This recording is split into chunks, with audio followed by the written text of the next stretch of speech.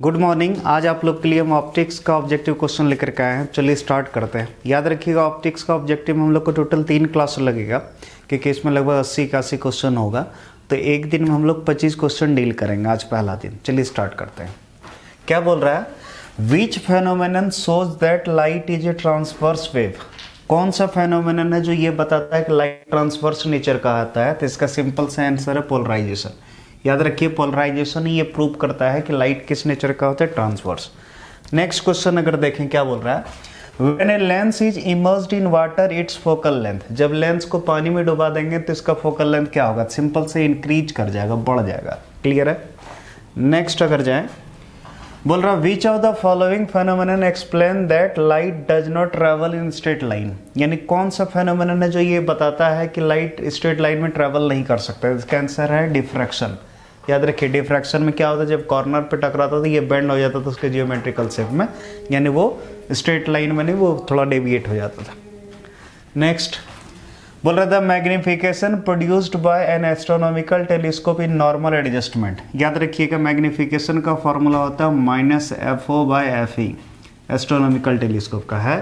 तो आंसर जाएगा सी नंबर। बोलिएगा सर माइनस नहीं है तो हम क्या करें? ठीक है, ऑप्शन यहाँ पर माइनस होना चाहिए, लेकिन बिना माइनस के भी चलता है। क्लियर है? नेक्स्ट बोल रहा है which of the following phenomenon establish the particle nature of light. यानी कौन सा यहाँ पर फेनोमेनन है जो पार्टिकल नेचर को एस्टेब्लिश करता लाइट का? तो इसका आंसर है फोटोइलेक्ट्रिक इफेक्ट। कारण क्या है? फोटोइलेक्ट्रिक इफेक्ट में आपको पढ़ाए थे कि जैसे मान लो ये मेटल है, इसमें इलेक्ट्रॉन्स है, इसमें जब हम लाइट डालते हैं तो इससे इलेक्ट्रॉन क्या होता है? बाहर निकलता है। तो लाइट में जो मानते थे क्या? एक पार्टिकल यानी फोटोन मानते थे। क्लियर है? तो पार्टिकल नेचर को कौन एक्सप्लेन करता है? तो आपका फोटोइलेक्ट्रिक इफेक्ट। बोल रहा है in a white light spectrum produced by dispersion through a prism a ray that is deviated least is.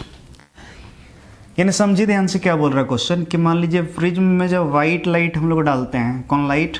White light. ठीक है, वाइट लाइट। तो ये 7 रंग में टूटता है। सबसे कम डेविएट कौन होता है? तो आपको पढ़ाए थे सबसे कम डेविएट होता है रेड और सबसे अधिक डेविएट होता है वायलेट। तो इसका आंसर जाएगा रेड, डी नंबर। नेक्स्ट बोल रहा है dioptre is the unit of. ठीक है, dioptre is a unit for. Dioptre किसके लिए यूनिट है? तो याद रखिएगा पावर ऑफ लेंस। किसका? Power of lens, C number. Next बोल रहा है plane wave front is a part of a. ठीक है, देखिए प्लेन वेव फ्रंट एक्चुअली जो पार्ट होता है ये स्फेरिकल वेव फ्रंट का भी हो सकता है और सिलिंड्रिकल का भी हो सकता है। क्लियर है? तो इसका पहला ऑप्शन स्फेरिकल वेव फ्रंट, दूसरा सिलिंड्रिकल वेव फ्रंट, तीसरा बोथ। तो इसका आंसर जाएगा बोथ। नेक्स्ट अगर जाए बोल रहा when a ray of light passes from one medium to another. यानी जब एक लाइट रे एक मीडियम से दूसरे मीडियम में जा रहा है, which of the following does not change. यहाँ चार्ज हो गया, डज नॉट चेंज। इसमें से क्या चेंज नहीं करेगा? वेलोसिटी चेंज करेगा, फ्रीक्वेंसी चेंज नहीं करेगा। याद रखिएगा फ्रीक्वेंसी क्या होता है? वो चेंज नहीं होता। Refractive index, wavelength, velocity, speed, ये सब चेंज करेगा, लेकिन फ्रीक्वेंसी चेंज नहीं करेगा जब एक मीडियम से दूसरे मीडियम में भी जाएगा। नेक्स्ट अगर जाए बोल रहा the length of N astronomical telescope in normal adjustment is. ध्यान से देखिएगा एस्ट्रोनॉमिकल टेलीस्कोप का जो लेंथ होता है वो ऑब्जेक्टिव लेंस का फोकल लेंथ और आई पीस का फोकल लेंथ दोनों को जोड़ दीजिए, वही उसका लेंथ होगा। ठीक है ऑप्शन FO+FA, सी नंबर।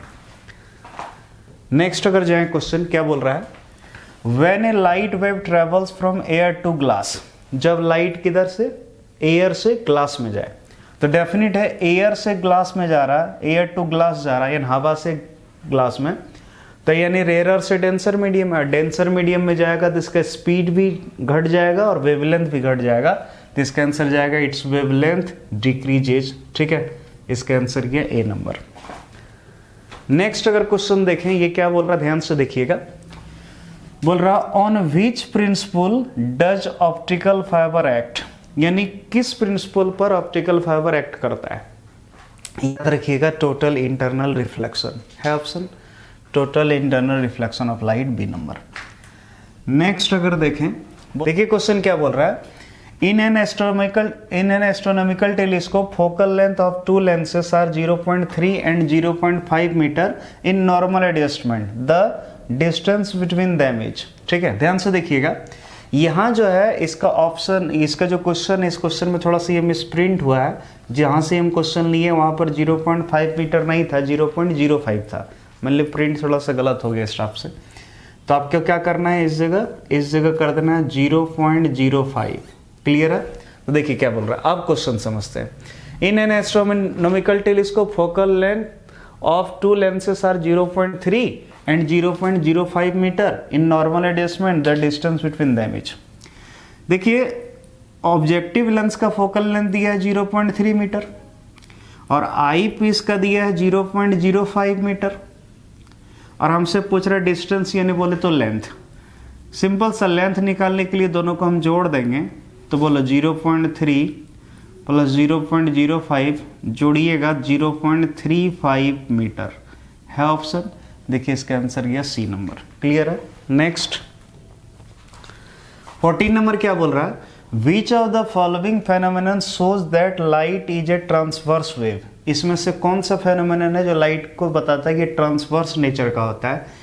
तो ये पहला क्वेश्चन जो था आज का वो सेम था इसी तरह, और ये क्वेश्चन बहुत बार रिपीट होता है, याद रखिए ये क्वेश्चन काफ़ी इंपॉर्टेंट है, काफ़ी बार रिपीट होगा।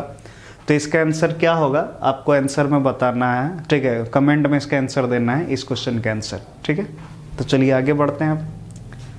और हाँ, एक बात पहले ही बोल देते हैं, ऑप्टिक्स का अब जो ऑब्जेक्टिव होगा काफ़ी इंपॉर्टेंट होगा, कारण क्या बहुत ज़्यादा ऑब्जेक्टिव यहाँ से आता है, इसीलिए ध्यान से देखिएगा।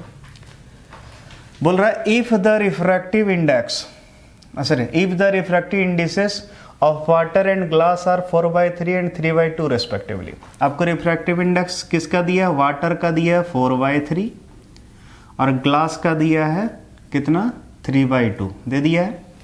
बोल रहा है the refractive index of glass with respect to water is, पूछ रहा है रिफ्रैक्टिव इंडेक्स ग्लास का वाटर के रेस्पेक्ट में कितना होगा, ये पूछ रहा है। तो चलिए आपको बताए थे अगर इनको ग्लास का वाटर के रेस्पेक्ट में निकालना है तो ग्लास का रिफ्रैक्टिव इंडेक्स ऊपर रखेंगे, बाय वाटर का करेंगे। तो बोलो ग्लास का रिफ्रैक्टिव इंडेक्स कितना दिया, 3/2 ले लिए। डिवाइड नहीं करके वाटर का अगर मल्टीप्लाई कर देंगे तो पलट जाएगा, तो 3 कितना हो जाएगा 4, तो हो जाएगा 9/8। देखिए है ऑप्शन 9/8, इसका आंसर बी नंबर। क्लियर है? नेक्स्ट देखें अगर क्वेश्चन क्या बोल रहा है, if the focal length of objective lens of N astronomical telescope is 20 centimetre. देखिए फोकल लेंथ किसका दिया, ऑब्जेक्टिव लेंस का कितना दिया, 20 सेंटीमीटर लिख लिए, and length of it is 25 centimetre. जो लेंथ दिया है टेलीस्कोप का वो दिया है 25 सेंटीमीटर। क्लियर है? बोला the magnification of telescope for normal adjustment is, इन्हें पूछ रहा है मैग्निफिकेशन क्या होगा। ठीक है, देखिए सिंपल सा मैग्निफिकेशन का फॉर्मूला हम लोग पढ़े हैं -FO/FE। ठीक है, मैग्निफिकेशन तभी निकाल पाएंगे जब फोकल लेंथ, ऑब्जेक्टिव लेंस का, आई पीस का दोनों पता। लेकिन हमको देखो यहाँ पर क्या दिया, ऑब्जेक्टिव लेंस का फोकल लेंथ दिया है और लेंथ दे दिया है टेलीस्कोप का, लेकिन आई पीस का फोकल लेंथ नहीं दिया। सबसे पहले यहाँ से हम लोग इस दोनों के हेल्प से आई पीस का फोकल लेंथ निकालेंगे। कैसे, ध्यान से देखिए।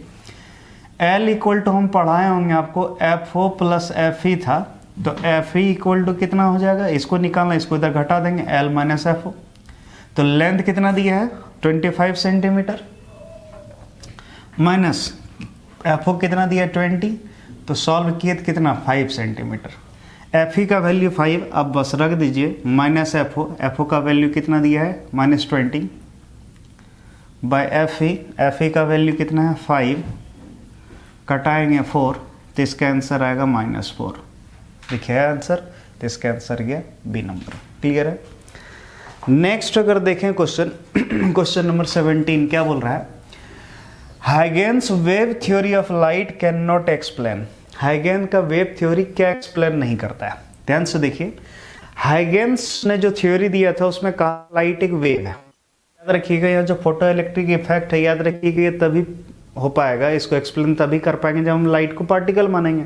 तो हम बोल सकते हैं फोटो इलेक्ट्रिक इफेक्ट को हाइगेन्स प्रिंसिपल एक्सप्लेन नहीं कर सकता है। ठीक है, नेक्स्ट बोल रहा है μ12 इज इक्वल टू, यहाँ थोड़ा सा प्रिंट नहीं हो सका है, ऐसे लिखना चाहिए था, ये है इज इक्वल टू, ये किसके बराबर होगा, तो μ2 1 यानी μ2 बाय μ1, यानी refractive index of second medium with respect to first medium μ2 by μ1। इसका आंसर ये है नंबर।